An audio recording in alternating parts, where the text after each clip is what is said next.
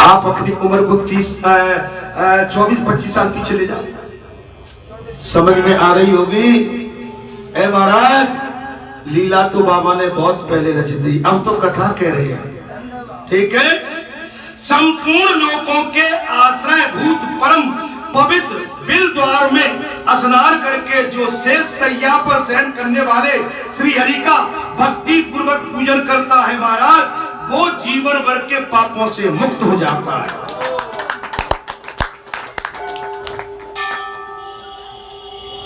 वो जीवन भर के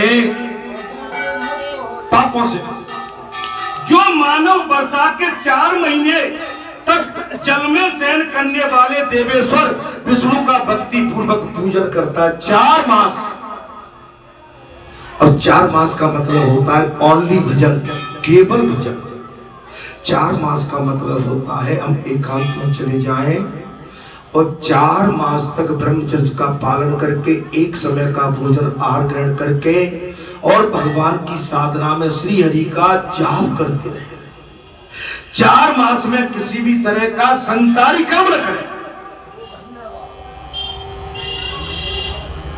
कब सफल होता है ये व्रत? संसारी कर्म। आपको ध्यान हो, ध्रुव जी 5 वर्ष की आयु थी, तपस्या के लिए 6 महीने तपस्या की, पूरा ब्रह्मांड हिला दिया और श्री हरि प्रकट हो गए, दर्शन दे दिए, पुत्र वरदान मांगो, दर्शन दिए और ध्रुव जी भगवान से लिपट गए, प्रभु मुझे अपने साथ ले चलो। भगवान ने फिर अपनी माया हल्की करी तो ध्रुव जी कहने लगे कहां है कहां है, और भगवान फिर प्रकट और अपने शंख गदा से ध्रुव जी को स्पर्श किया है। जितने भी वेद शास्त्र ज्ञान धर्म जो भी थे सारे उनको महाराज उनकी दया से उनके बुद्धि में अर्जित हो गए। भगवान ने कहा विष्णु जी ने, चतुर्भुजधारी ने, बेटा ध्रुव कुछ मांग लो। बोले प्रभु मांगने की इच्छा नहीं है, मैं आपके साथ चलना चाहता हूँ।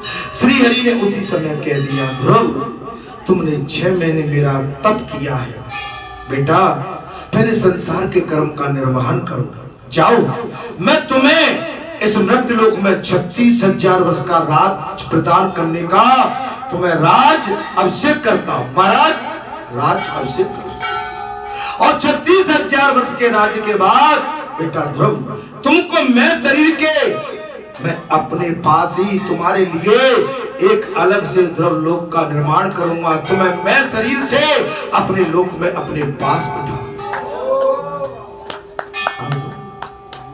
आपकी पूरे भैया ये पसीना टपक रहा है, ये खजाने में जा रहा है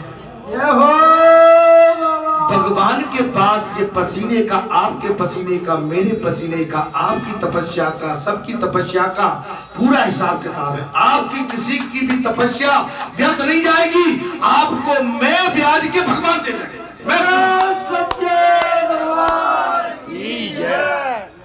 36,000 वर्ष का राज दे दिया, बेटा तरफ तुमको छोड़ना नहीं पड़ेगा। महाराज जब 6 महीने की तपस्या के बाद भगवान ने जिसको स्पर्श किया था महाराज छुआ था, तेज जागृत हो गया, माने ध्रुव जी के शरीर से रोम रोम से प्रकाशित हो रहे थे, एक सूर्य की भांति चमक रहे थे। और ध्रुव जी ने उसी समय प्रस्थान किया अपने राज की ओर। और ध्रुव जी जब आ रहे थे महाराज एक सूर्य की तरह चमकते हुए जो शेर की तरह दौड़ते हुए चले आ रहे थे और राज के नजदीक आए पार्षदों को मालूम पड़ गया कि ध्रुव जी तपस्या करके वापस आ रहे हैं। राज्य में पूरी खबर फैल गई महाराज। वो माता सुरुचि जिसको संसार के प्रति रुचि थी और जिस माता ने ध्रुव को अपने पति उत्तान पाद के गोदी से बाहर निकाल दिया था, वो उसके स्वागत के लिए खड़े थे।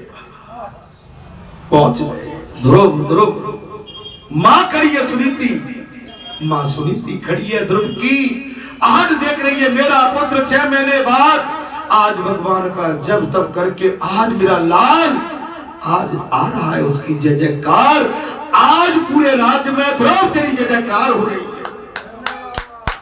मां पागलों की तरह से राज दरबार में अपने पुत्र की प्रतीक्षा कर रही है। लेकिन ध्रुव सबसे पहले अपनी माँ के पास न जाते हुए सुरुचि माँ के पास जाके उनकी चरण वंदना की है ध्रुव जी ने। और उस सुरुचि ने कहा, बेटा मैंने तो तेरा तिरस्कार किया था, तू मुझ अभागिन के पास क्यों आया है? ध्रुव जी ने क्या उत्तर दिया, माँ अगर उस दिन तुम मेरा तिरस्कार नहीं करती तो आज मैं भगवान की गोद में नहीं बैठ पाता। माँ तुम्हारे कारण ही मुझे भगवान के दर्शन, धन्य हो ध्रुव तुम धन्य हो। आशीर्वाद दे दिया। माँ रमा रही है। ध्रुव की माँ सुनीति जो नीति की प्रधान है वो अपने पुत्र के दर्शन के लिए व्याकुल हो रही है। और जैसे ही अपने पुत्र को निहारती है, ध्रुव की माता सुनीति के स्तन से ममित माने दूध की धार बह पड़ी। खींच लिया ध्रुव को, खींच लिया, मेरे लाल चूमा मारा, ध्रुव को पकड़ के गोदी में उठा लिया। मेरे लाल आज मेरी कूक धन्य हो गई ध्रुव, आज मेरी कूक, मेरी तपस्या धन्य हो गई। ये होता बात ऐसे होती, माँ और बेटा और पुत्र अगर आपका धर्म से जुड़ जाए, आपकी ख्याति इस संसार में फैला दे, तो इससे बड़ा आपको सौदा और कुछ हो ही नहीं सकता। ये सबसे बड़ा सौदा है। रुपया पैसा ये तो मैं रावण के पास बहुत था महाराज, सिकंदर के पास बहुत था, लेकिन भगवान नहीं थे। जिनके घर में भगवान बैठे हैं, देव बैठे हैं, महापुरुष बैठे हैं, सत्पुरुष बैठे हैं, तपस्वी बैठे हैं, योगी बैठे हैं, भोगी नहीं योगी। अरे अपने आंगन की सराहना करो, अपनी देहरी को एक बार नहीं 1000 बार अपनी देहरी पर मस्तक लगाओ।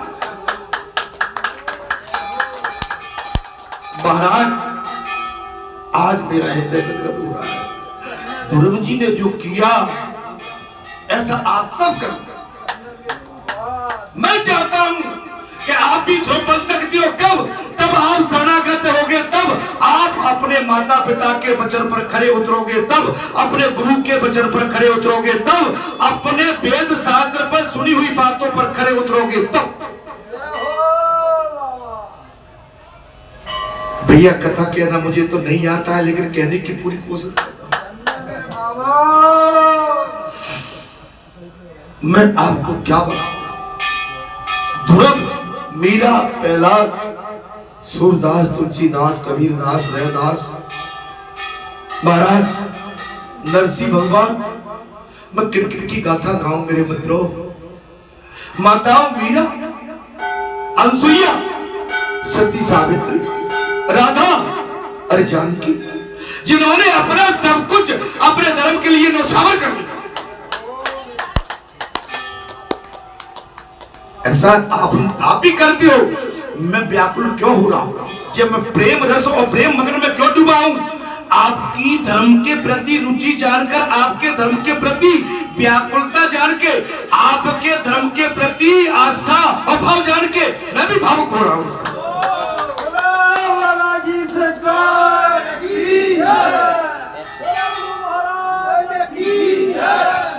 मैं भी भावुक।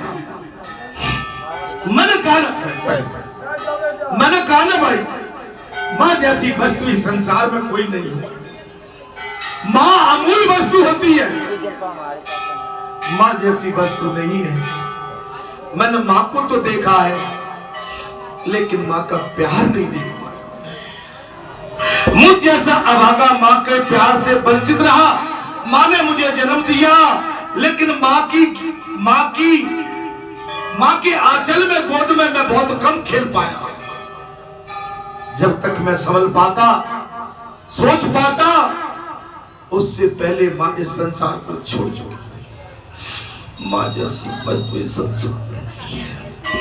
जब मैं यहाँ से हारा थका जाता हूँ, आपका प्रेम लेकर जाता हूं, आपको प्रेम देकर जाता हूं। जब मार्ग में सैर का तय करता हूं, मुझे उस मां की ममता का अभाव होता है, जो मां अपने बेटे के लिए द्वार पर बैठी हुई अपने बेटे का इंतजार कर रही है। मैं उस मां को खोजना चाहता हूं। जब मैं पहुंचता तो वो मां, बेटा आ गया, बेटा कहने के साथ ही मेरी पीड़ा खत्म हो जाती। बेटा कहने वाला नहीं है। मैं जब चौखट पर जाता हूं तो जित मिल जाता, आप आ गए, तुम आ गए, थोड़ी देर हो गई, ये बात मिलती है। मां होती तो मेरा बेटा आ गया। मां जैसी वस्तु सोता, मां अमूल्य वस्तु होती है। मां की ममता का मुझ पर कोई, मैं उसको देने के लिए कुछ दे नहीं पाया। जब तक मैं समझ पाता तब तक तो खेल खत्म हो चुका।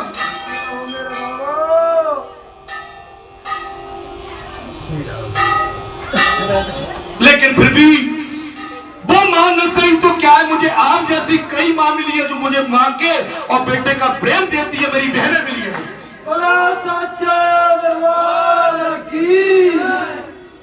एक मां ने तो भगवान को जन्म दिया था, एक मां ने पाला। हो सकता है कि मेरा पूर्व जन्म का कोई प्रारब्ध हो कि मैं आपकी गोदी में बैठ के पल रहा हूं, मेरा पोषण हो रहा है। ये मेरे लिए भाग्य की बात है।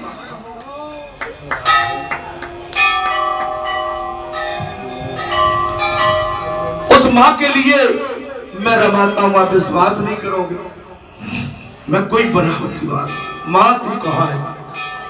अरे मां तू साथ क्यों नहीं दे? मैं कभी कभी चिल्ला के कह देता हूं, अरे संपत्तिया तू मुझे साथ तो ले जा। चलिए मैं कथा की ओर आता हूं। महाराज, जो मानव वर्षा के 4 महीने तक जल में शयन करे मारे, और विष्णु भगवान का भक्ति पूर्वक, मां सभी की होती होगी, क्षमा करना, मैं अपनी मां के लिए मेरे आंसू नहीं आ रहे। आप सबकी मां भी होंगी या ना होंगी, आपको भी अभाव होता होगा, आभास होता होगा।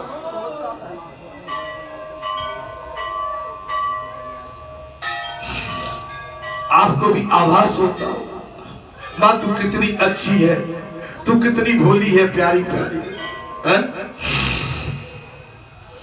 वो इस लोक में फिर जन्म नहीं लेता है। मां अमूल्य वस्तु है, मां जैसी वस्तु नहीं है। अगर जो मां का ख्याल नहीं करते, मां को पहचानते नहीं है, वो निर्मोही है, अज्ञानी है। अरे मां के तो पैर पकड़ो, तल में जाओ। 9 महीने अपने शरीर में ढक के, गर्मी से सर्दी से बचा के, जब इस मां के गर्भ से आप हम बाहर आते हैं, ये हमारी गंदगी को साफ करती रहती है। 3-4 वर्ष तक तुम्हारी गंदगी को, मलमूत्र को धोती है, और तुम्हें अपने खून से, स्तन से तुम्हारा पालन पोषण करती है। वो मां है, ये भारत की नारी हमारी वो मां है जो अपने खून से अपनी संतान को पालन पोषण करती है, जो अपनी मां से दूर रहते हैं। मैं ये कहता हूं कि बहुत बड़ी नादानी करते हैं। अरे मां की तो पूजा करो। मां तू कितनी अच्छी है, तू कितनी भोली है, प्यारी प्यारी रे ओ मां, ओ मां,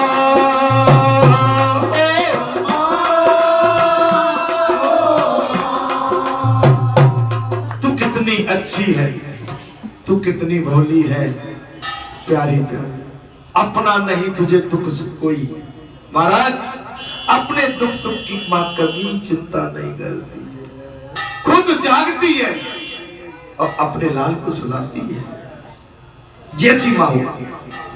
विष्णु भक्ति का पूजन। महाराज, मैं भावुक हो गया था, क्षमा कर। आप सबकी मां भी है, मैं ये नहीं कह रहा हूं कि आज मां की ही मुझे याद आई, आप सबको भी याद आ गई होगी। जब मैंने मां की, मेरी बहन बेटी बैठी है, उनकी भी मां है। आप अगर मां के नहीं बैठी हो, आप सबकी भी मां होंगी, है या नहीं है संसार में, तो अपनी मां को याद कर लो, अच्छी बढ़ के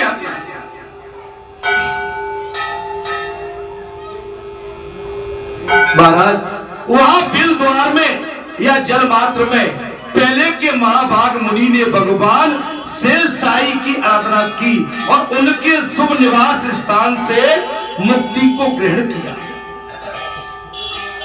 आप जब तक भगवान के चरण वंदना नहीं करोगे, पकड़ोगे नहीं सतपुरुष के, महापुरुष के, देव पुरुष के और देवालय के, जब तक हमारा कल्याण नहीं है। आप काम करिए, खेत जोतिए। भगवान कहते हैं ये कर्म भूमि मैंने बनाई है, मुझे आपकी खेत की जुताई से परहेज नहीं है, लेकिन आप खेत के ही बन के रह जाते हो, मेरा ध्यान नहीं करते। बात जी है कि मेरा ध्यान भी करिए, असली पिता तो मैं ही हूं तुम्हारा। भगवान कहते असली पिता तो मैं हूं। ये संसार के तो नाते रिश्ते नकली है, नकली आकस्मिक कुछ समय के लिए। असली परम पिता परमात्मा तो तुम्हारा मैं ही हूं। मेरे को क्यों भूल जाते हो? अगर कोई माता पिता, आज तुम माता पिता हो, अगर तुम्हारा पुत्र आज तुम्हें भूल जाए, तुमसे 1 महीने बात नहीं करे, तुम्हारे मन में क्या ख्याल आएगा कि मेरे बेटे को क्या हो गया, मुझसे बात नहीं करता? तो जो परम पिता परमात्मा सबका है, आप उसको भूल के, ये संसार के परम पिता को भूल के और जगत संसार के नकली पिताओं के चक्कर में असली पिता को भूल के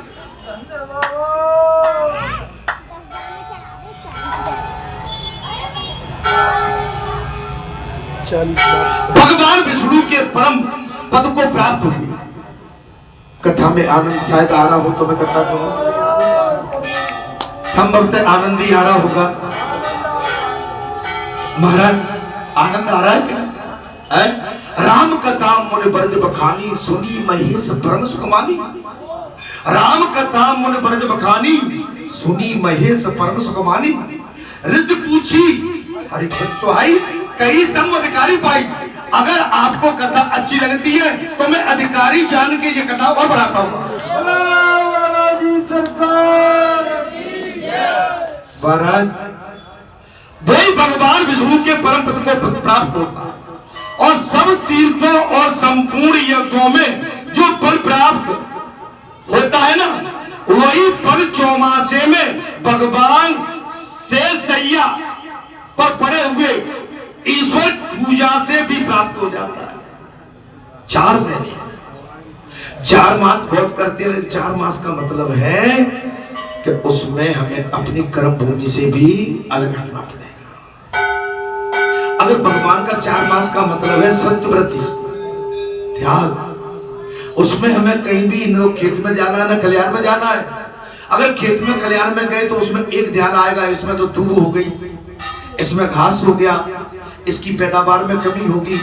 अब जो हम भगवान की माला लेके घूम रहे थे उसमें दूब घूम रहे, उसमें मारे कांटे देख रहे, उसमें फसल का आकलन। तो एक म्यान में 2 तलवार नहीं हो सकती। क्यों भैया, कैसे? अच्छा, गौशाला में मृत्यु को प्राप्त हुए मनुष्य जिस फल को पाते हैं वो चौमासे से जल साई की पूजा से भी पा लेते। अगर किसी की मृत्यु गौशाला में हो,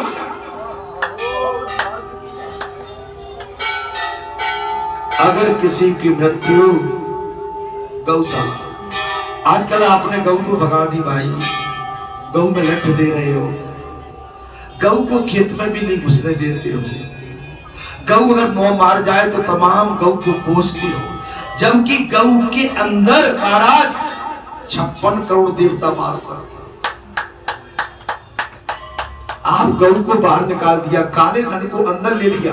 काले धन से भैंस, और भैंस काला धन है, और भैंस की चमड़ी मोटी होती है, और भैंस का दूध दही मक्खन भी मोटा होता है, उससे हमारी बुद्धि भी मोटी हो गई है। गौ का दूध निर्मल होता है, पौष्टिक होता है महाराज, सात्विक होता है, उससे बुद्धि हमारी महाराज विस्तार होता। बात ये हो गई, आजकल भैंस बांधने का बहुत शौक है। भैंस को छोड़ो, गौ राखो, एक भैंस की जगह 3 गौ राखो, 2 गौ राखो, भैंस को हटाओ। ये काला धन है तुम्हें गऊ देखिए, गऊ तो तुम्हें मारी मारी घूम रही है, जिसमें भी चाहोगे गऊ को पालना है पाल लो। और भैंस 1 लाख में लाती हो और कहूं भैंस को रोग लग गया तो तुम्हें 1 लाख की छूट पड़ जाएगी। कह भैया इन का तो सोच लो किसान भैया हो। हाँ महाराज क्यों नहीं? अच्छा आप इन्हें कोई पाठ पढ़ा नहीं रहे हो, आप पुजारी हो, आप कान में यही बात कहा करो इनके में, गऊ पालो गऊ पालो गऊ पालो भैया गऊ। भैंस एक भैंस की जगह 3 गऊ रहा तो भैंस की जो महंगाई है वो कम अपने आप हो जाएगी। भैंस तुम्हें गऊ के भाग में, गऊ के मूल्य में मिलने लगेगा।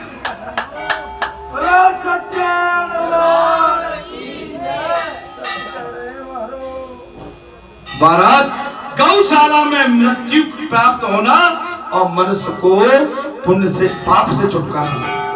महाराज उन देवादिदेव निर्गुण गुण स्वरूप अव्यक्त अप्रमेय सर्वदेवमय सर्वेश्वर और सबके एकमात्र आभा स्थान तथा संपूर्ण भूतों के आत्मा श्री हरि को मैं नमस्कार करता हूं। कौन कह रहे हैं?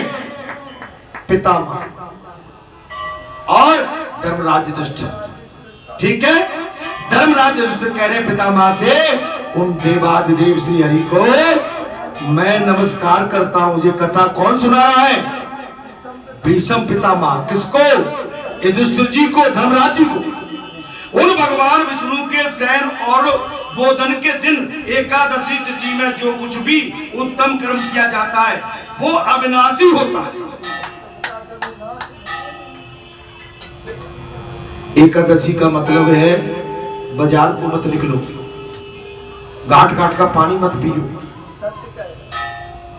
मैं ठीक बोल रहा हूं? अपने घर में रहो। एकादशी का व्रत का मतलब है घाट घाट का पानी नहीं। आप अगर बाजार में निकलोगे, एकादशी का व्रत किया है तो पानी तो पियोगे, गर्मी के कारण प्यास भी लगेगी। तो आप कहीं भी एक जहां ठंडक हो, वृक्ष हो, कहीं भी एकांत में गीले कपड़े पहन के और अपनी खोपड़ी में गीला कपड़ा लपेट के एकांत में पड़े। आपको जो लग रहा होगा महाराज जी को गर्मी लग रही है, मुझे गर्मी नहीं लग रही। बोलो सच्चे दरबार की जय। ये जो कुर्ता भैया कुर्ता है ना, बड़ी ठंडक दे रहा है भीतर। देख लो जी चमत्कार। तो अपने गीले कपड़े कर लो, फिर मिर्जिया जी ठंड के ले लो। बोलो सच्चे दरबार। लेकिन पानी से गीले करोगे तो गर्मी देगा। तो भीतर की भाप जो निकलेगी ना महाराज, अब जान समझ लो कि जो रोग दो वो चर्बी अरबी हदी खेल खत्म। ये हार्ड फाड़ की सांस है और जाके बलब बलब से खुल गया।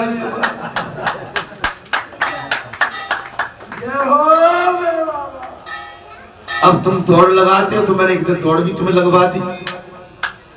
तुमने कही 40 किलो का पुतला है तो वजन उठा लो, वो भी उठवा दिया। माने आप इस पसीने को, ये गंदगी है, ये चर्बी साफ हो रही है अंदर से। आपकी जितनी चर्बी जाएगी शरीर से, आपका शरीर उतना हल्का, उतना निरोगी होगी, उतने आप। लेकिन इतना भी ना निकल जाए कि भैया चिंत हो जाए। हाँ, उस पर भी ध्यान रखना, पानी पीते रहना, बाबारी गत मत कर देना।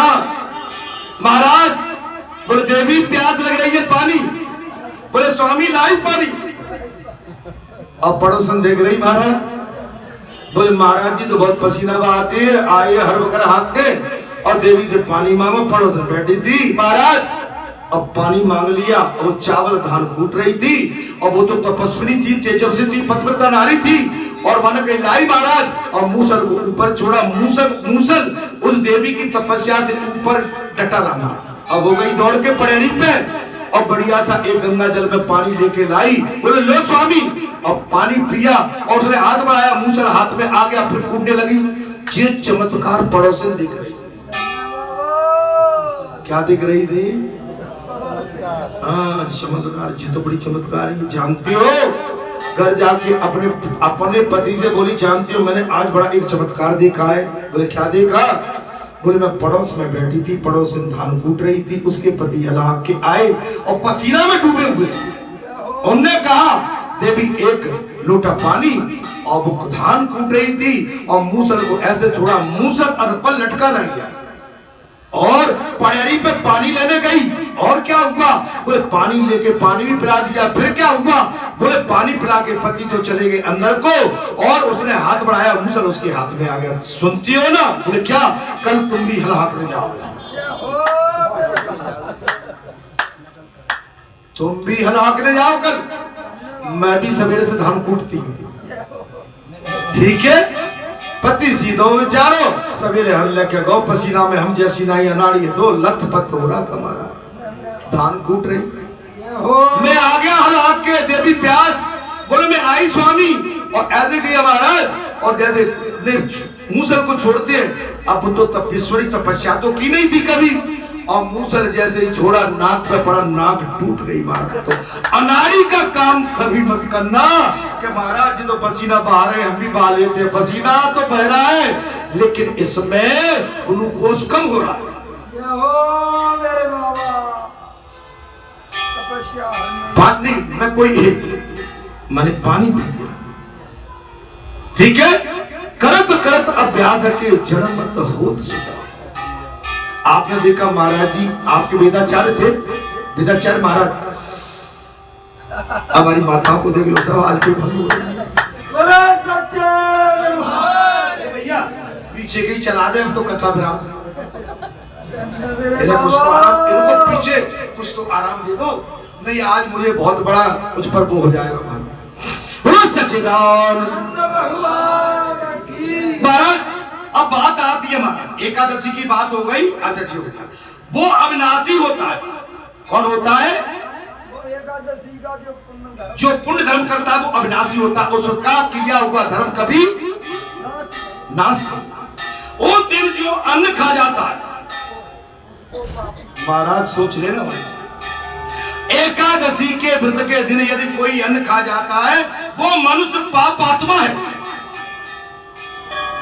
महाराज चक्कर में मत पड़ जाना। एकादशी का मतलब होता है निर्जला और निज अन्न त्याग, निराहार। आप इसमें भूल करते हो, या तो व्रत करो, और भैया तुम्हारी सो मोर पे नानक कछु व्रत बनता, मैं कभी व्रत जानता ही नहीं, और ठाकुर जी चाहते हो मैं व्रत कर लो, है तो है भाई, लेकिन संकल्प नहीं लेता हूं।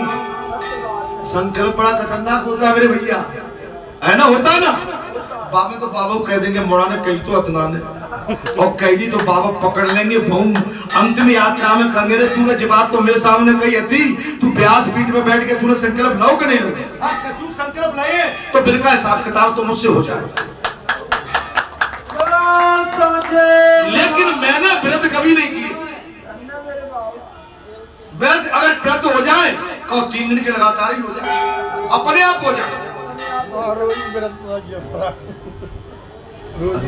बैठे रहो कथाम भैया, बैठे रहो दद्दू, आनंद आ रहा हो नहीं?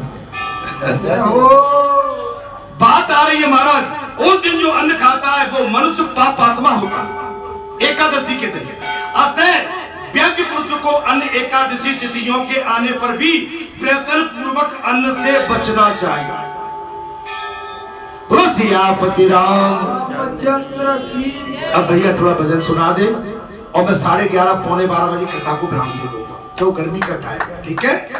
अगर आपकी सहमति होगी तो, और कथा में आनंद आ रहा होगा तो भैया डॉन साहब कथा और लंबी हो जाएगी। बढ़िया, जय सियापति राम। भैया खड़े हो जाओ बेटा, कथा कहो अच्छी से।